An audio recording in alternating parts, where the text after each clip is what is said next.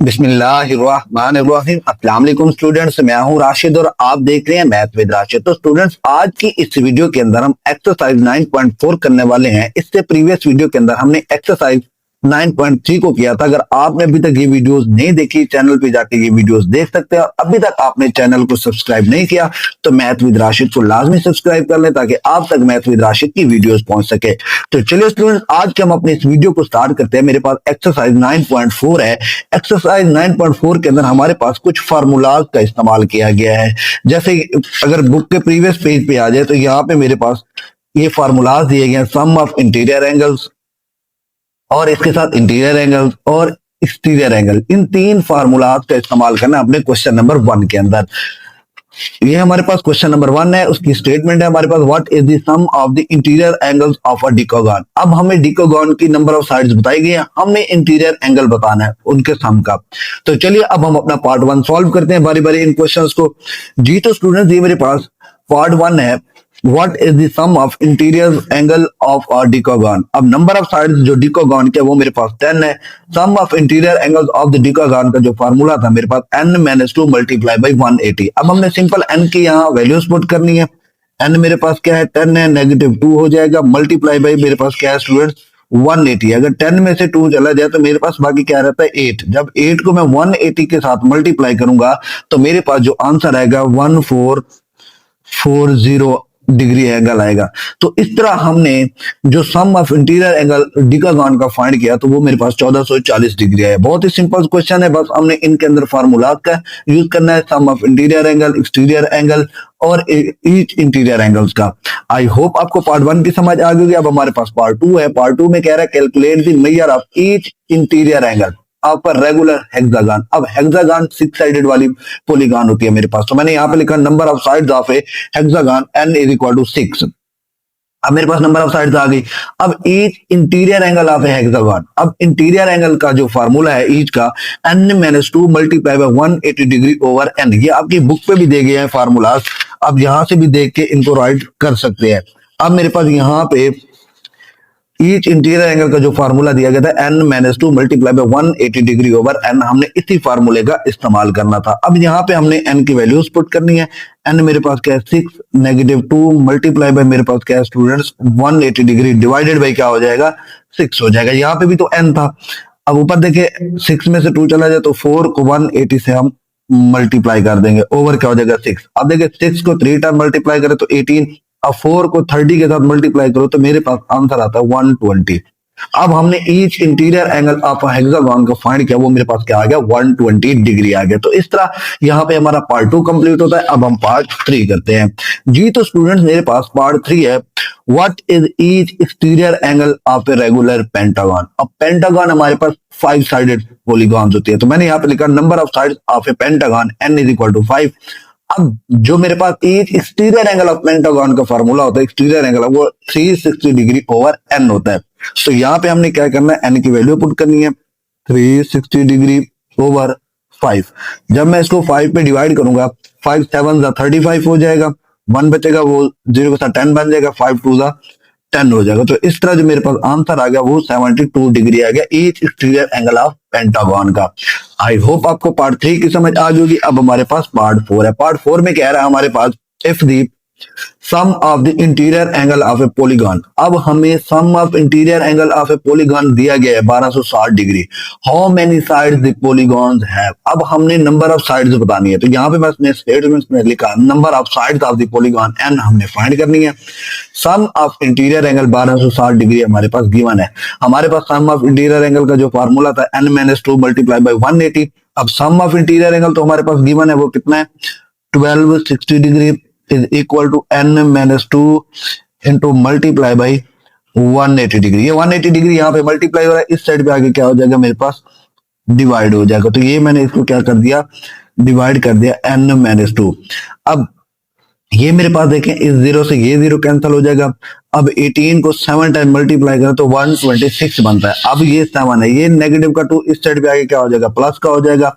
तो इन दोनों को जब हमने प्लस किया तो n का आंसर मेरे पास क्या आ गया, 9 आ गया। तो इस तरह यहाँ पे हमारा पार्ट 4 भी कंप्लीट हो गया। सिंपल से क्वेश्चन थे, हमने बस 3 फार्मूलाज का इस्तेमाल किया, इंटीरियर एंगल, एक्सटीरियर एंगल और ईच इंटीरियर एंगल्स का। आई होप आपको क्वेश्चन नंबर 1 की समझ आ गई होगी, जिसके हमने पार्ट्स 4 पार्ट्स उनको कंप्लीट किया। अब हम क्वेश्चन नंबर 2 करते हैं जी। तो स्टूडेंट्स मेरे पास क्वेश्चन नंबर 2 है। In a parallelogram A B C D दी गई है। मेजरमेंट ऑफ ए बी हमारे पास 10 सेंटीमीटर है, ए डी मेरे पास क्या है 6 सेंटीमीटर है, और एंगल दिया गया बी ए डी का, वो मेरे पास क्या 45 degree. Calculate the area of parallelogram. हमने क्या करना है, पैरेललोग्राम का एरिया फाइंड करना है। अब मैंने यहाँ पे एक पैरेललोग्राम ड्रा की, ए बी सी और डी नाम दे दिया। अब ए बी मेरे पास कितना था 10 सेंटीमीटर था, ए डी मेरे पास क्या था 6 सेंटीमीटर था। अब एरिया ऑफ पैरेललोग्राम का जो मेरे पास फार्मूला होता है वो बेस मल्टीप्लाई बाय हाइट होता है। लेकिन यहाँ पे हमारे पास बेस तो गिवन थी लेकिन हाइट नहीं थी, हाइट हमेशा स्ट्रेट होती थी। तो यहाँ पे हमने एक लाइन ड्रा की हाइट एच, उसको हमने एच का नाम दे दिया हाइट है, और ये यहाँ पे उसको पॉइंट दे दिया ई का। तो इस तरह ये मेरे पास एक ट्राइंगल बन गई इस तरह की। ये देखें, ये मेरे पास एक ट्राइंगल बन गई। ये मेरे पास 10 सेंटीमीटर है, ये ए ई है, सॉरी ये ए ई, इधर से ये ए और डी है, ये मेरे पास 6 सेंटीमीटर गिवन है, ये एच है, ये 45 डिग्री एंगल है, यहाँ पे 90 का बन रहा था। अब ये मेरे पास एक ट्राइंगल बन गई। अगर आपको याद हो, आपने ट्रिग्नोमेट्रिक रेशो में हमने पढ़ा था कि एक साइड और एक एंगल गिवन हो तो हम दूसरी साइड फाइंड कर सकते हैं। अब हम हाइट फाइंड करने के बाद एरिया ऑफ पैरेललोग्राम को फाइंड करेंगे। अब सबसे पहले हम गिवन डाटा के अंदर लिखते हैं मेजरमेंट ऑफ ए बी, वो मेरे पास कितना है students, measurement of A B वो मेरे पास क्या है 10 centimetre. Measurement of A D वो मेरे पास कितना है स्टूडेंट्स 6 सेंटीमीटर। इसी तरह एंगल हमें दिया गया मेजरमेंट ऑफ मेरे पास यहाँ पे बी ए डी। अब यहाँ पे जो ये एंगल होता है 3 लेटर्स के अंदर, तो जो बिटवीन वाला एंगल होगा वो हमारे पास होगा 45 डिग्री। अगर इस तरह 3 लेटर्स के अंदर एंगल दिए गए हो तो दरमियान वाला जो एंगल होता है वही हमारे पास गिवन होता है। तो ये मेरे पास एंगल ए होगा। तो अब हमने क्या करना है, area of A B C D हमने फाइंड करना है। Area of A B C D हमने क्या करना है, फाइंड करना है। गिवन डाटा के अंदर हमने ये लिख लिया। अब हमने एक ट्राइंगल बनाई यहाँ पे, वो मेरे पास क्या है ए डी और ई इन ट्राइंगल। अब मेरे पास जो ट्राइंगल है in triangle A D and E, अब वो मेरे पास क्या है, हम उसका डाटा लिखते हैं मेजरमेंट ऑफ ए डी मेरे पास स्टूडेंट्स कितना है 6 सेंटीमीटर है, और measurement of E D H D E या ए डी वो आपकी मर्जी जैसे लिख लो। मेजरमेंट ऑफ ई डी वो मेरे पास एच है, इसको हमने क्या करना है फाइंड करना है। अब एंगल हमारे पास दिया गया मेजरमेंट ऑफ ए। अब मेजरमेंट ऑफ ए जो एंगल है मेरे पास वो कितना है 45 डिग्री। अब हमने क्या करना है, यहाँ पे ट्रिग्नोमेट्रिक रेशियो का इस्तेमाल करना है। अब देखें मेरे पास ये परपेंडिकुलर है और हाइपोटेनियस गिवन है, तो ये मेरे पास एक एंगल भी गिवन है, तो हम लिख सकते हैं साइन की जगह हम क्या लिख सकते हैं 45 डिग्री लिख दो, या साइन के साथ आप एंगल लिख दो, मेजरमेंट ऑफ एंगल ए इस तरह लिख दो, is equal to perpendicular over क्या हो जाएगा हाइपोटेनियस। अब स्टूडेंट्स ये मेरे पास क्या हो जाएगा साइन 45 डिग्री, परपेंडिकुलर मेरे पास क्या है ये हाइट है, यहाँ पे देखें ये वाली, और जो हाइपोटेनियस है वो मेरे पास 6 है। अब ये जब हम इसकी ट्रिग्नोमेट्रिक रेशियो निकालते हैं साइन 45 डिग्री तो 1/√2 आंसर आता है, h/6 आ जाएगा। तो इस तरह जो h का मेरे पास आंसर आ गया 6/√2 आ गया। हम 6 यहाँ पे डिवाइड हो रहा है 1 के साथ आगे मल्टीप्लाई हो जाएगा 6/√2 आ जाएगा। हमने क्या किया h की वैल्यू निकाल ली। अब h तो हमारे पास आ गया। अब हम क्या कर सकते हैं, हाइट भी आ गई बेस भी आ गई। अब हम एरिया ऑफ पैरेललोग्राम फाइंड कर सकते हैं। तो यहाँ पे मैं लिखता हूँ area of A B C D, area of A B C D is equal to base multiply by height. हमने यही फाइंड करना था। अब बेस मेरे पास कितना है स्टूडेंट्स 10 है, मल्टीप्लाई बाई 6/√2 ये मेरे पास क्या है हाइट है। अब जब मैं 6/√2 को डिवाइड करूंगा तो मेरे पास जो इसका आंसर आता है स्टूडेंट्स वो मेरे पास आता है 0. ये 6/√2 को जब मैं डिवाइड करूंगा मेरे पास आंसर आएगा 4.2426। जब मैं इसको इसके साथ मल्टीप्लाई करूंगा तो मेरे पास जो आंसर आता है 42.42 आता है। तो इस तरह हमने क्या किया, एरिया ऑफ पैरेललोग्राम फाइंड किया। बहुत ही सिंपल क्वेश्चन था। सबसे पहले हमने पैरेललोग्राम ड्रा किया, उसको नाम दे दिया ए बी सी डी। उसकी ए बी मुझे बताई गई थी 10 सेंटीमीटर थी, ए डी की साइड बताई गई थी 6 सेंटीमीटर थी, एंगल ए बताया गया था 45 डिग्री था। अब हमारे पास जो एरिया ऑफ पैरेललोग्राम का फार्मूला होता है वो मेरे पास बेस मल्टीप्लाई बाई हाइट होता है। अब बेस तो मेरे पास गिवन थी, हाइट नहीं थी, तो हमने एक स्ट्रेट लाइन यहाँ पे ड्रॉ की, उसको एच का नाम दे दिया। यहां से हमने ट्रिग्नोमेट्रिक रेशियो का इस्तेमाल करके हमने क्या किया, हाइट को फाइंड किया। जब हाइट आ गई तो हमने एरिया ऑफ पैरेललोग्राम का फार्मूला लगाया, तो base multiply by height, base 10 थी, हाइट ये थी। जब मैंने इसको डिवाइड किया तो मेरे पास आंसर आ गया 4.2426। तो इसको जब मैंने 10 के साथ मल्टीप्लाई किया तो मेरे पास आंसर आ गया 42.42। तो इस तरह हमने क्या किया, एरिया ऑफ पैरेललोग्राम यानी ए बी सी डी को फाइंड किया। आई होप आपको क्वेश्चन नंबर 2 की समझ आ गई होगी। अब हम अपना क्वेश्चन नंबर 3 करते हैं जी। तो स्टूडेंट्स मेरे पास क्वेश्चन नंबर 3 है। In a parallelogram A B C D, if measurement angle DAB 70 degree, find the measure of all other angle in the parallelogram। अब हमें यहाँ पे एक एंगल दिया गया मेजरमेंट ऑफ DAB। अब हमने बात की थी जब 3 लेटर्स आ जाए तो दरमियान वाला वो एंगल होता है हमारे पास। यहाँ पे एंगल ए हमारे पास गिवन है, वो मेरे पास कितना है 70 डिग्री है। अब हमने ये बाकी 3 एंगल फाइंड करके देने हैं, measurement of angle D, angle C, angle B. अब हमने क्या करना है, यहाँ पे गिवन डाटा में लिखना है measurement of angle DAB, measurement of angle DAB वो मेरे पास कितना है 70 डिग्री। अब हमने क्या करना है, measurement of angle B find करना है, उसी के साथ measurement of angle C find करना है, मेजरमेंट ऑफ एंगल सी, और साथ में मेजरमेंट ऑफ एंगल हमने डी भी फाइंड करना है। अब स्टूडेंट्स यहाँ पे देखे, अब हमने पैरेललो प्रॉपर्टी ऑफ पैरेललोग्राम की पढ़ी हुई है कि अपोजिट एंगल आपस में इक्वल होते हैं। अगर ये एंगल ए 70 डिग्री है तो एंगल सी भी हमारे पास क्या होगा 70 डिग्री होगा, क्योंकि ये अपोजिट है। ये प्रॉपर्टी ऑफ पैरेललोग्राम है। तो यहाँ पे मैं लिखूंगा measurement of angle A is equal to measurement of angle C. क्यों इक्वल है, क्योंकि ये आपस में अपोजिट एंगल है। मेरे पास क्या है बेटा, अपोजिट एंगल है। तो इस तरह हमने एंगल सी फाइंड कर लिया। अब एंगल ए मेरे पास क्या है 70 degree, measurement of angle C, तो लिख सकते हैं measurement of angle C is equal to, मेरे पास क्या आ गया 70 डिग्री। तो इस तरह हमने क्या किया, एंगल सी को फाइंड कर लिया। अब हमने एंगल बी और डी फाइंड करना है। अब बी और डी को निकालने के लिए हम ए का सहारा लेंगे। जो एंगल एक लाइन पे बन रहे हो तो उनका सम 180 के बराबर होते हैं। अब ये एंगल 180 के बराबर होंगे क्योंकि एक लाइन पे बन रहे हैं। ये एंगल और ये एंगल भी एक लाइन पे बन रहे हैं, 180 डिग्री के होंगे सम करें तो। अब आपकी मर्जी, इसको इसके साथ ऐड करो, इसको इसके साथ ऐड करो, तो वो 180 के इक्वल ही आएगा। अब हम क्या करते हैं, यहाँ पे हम लिखते हैं measurement of angle A plus measurement of angle D. इसको कर लेते हैं measurement of angle A plus measurement of angle D is equal to 180 degree. ये हमारे पास क्या कहलाता है, एडजेसेंट सप्लीमेंट्री एंगल कहलाता है। स्टूडेंट्स क्या कहलाता है हमारे पास, एडजेसेंट सप्लीमेंट्री एंगल। यहाँ पे लिख देते हैं एडजेसेंट सप्लीमेंट्री एंगल। तो इस तरह ये हमारे पास क्या आ गया, सप्लीमेंट्री एंगल आ गया कि एक ही लाइन पे 2 एंगल्स बन रहे हो तो उनका सम हमारे पास क्या होता है 180 के बराबर होता है। अब मेजरमेंट ऑफ एंगल ए हमारे पास 70 डिग्री दिया गया, तो यहाँ पे मैं लिख लेता हूँ 70 degree plus measurement of angle D is equal to, वो मेरे पास क्या आ जाएगा 180 डिग्री। ये यहाँ पे प्लस हो रहा है, इस साइड पे आके माइनस हो जाएगा। Measurement of angle D is equal to 180 degree minus 70 degree. Measurement of angle D is equal to, ये मेरे पास क्या आ जाएगा 110 डिग्री आ जाएगा। तो इस तरह हमने एंगल डी निकाला, वो मेरे पास क्या आ गया 110 डिग्री आ गया। अब हमारे पास डी भी आ गया तो हम बी इजिली निकाल सकते हैं, क्योंकि ये अपोजिट एंगल है एक दूसरे के, तो ये बी भी क्या होगा 110 डिग्री होगा। तो यहाँ पे मैं लिख सकता हूँ measurement of angle D is equal to measurement of angle B.